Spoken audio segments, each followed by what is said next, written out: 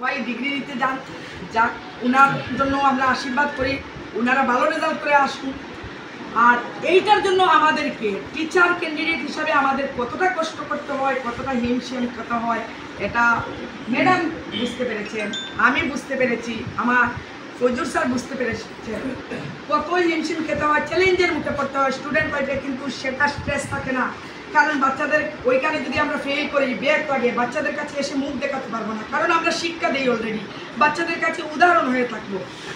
তো আমাদের তখন প্রেশার হাই হয়। এইরকম করে করে সকলের আশীর্বাদে আমিও অনেক ভালো থাকছি। যেটা আমি ছাত্রদেরকে বলি, আমি 22 বছর পরে ডিগ্রি নিতে গিয়ে 80% নিয়েছি। আমি তোমাদের কাছে উদাহরণস্বরূপ, তোমরা আমাদেরকে ভালোবাসো, ভালো রেজাল্ট, যার জন্য রেজাল্টের পরে যখন দেখি বাংলায় অনেকটা লেখা, আমি খুশিতে ডগমগ হয়ে যাই। যেরকম আজকে আপনারা আমাকে এইরকম দায়িত্বভার সঙ্গিয়ে দিয়ে, আনুষ্ঠানিকভাবে সঙ্গিয়ে দিয়ে আবেগ আপ্লুত করেছেন। জানি না, চেষ্টা করব স্কুলে, কারণ আমি তো এই গ্রামেরই মেয়ে। সর্বাগ্রে চাইবো আমার গ্রামের বাচ্চারা সুশিক্ষিত হয়ে উঠুক, সমাজে উন্নতি করুক, সেটাই চাইবো।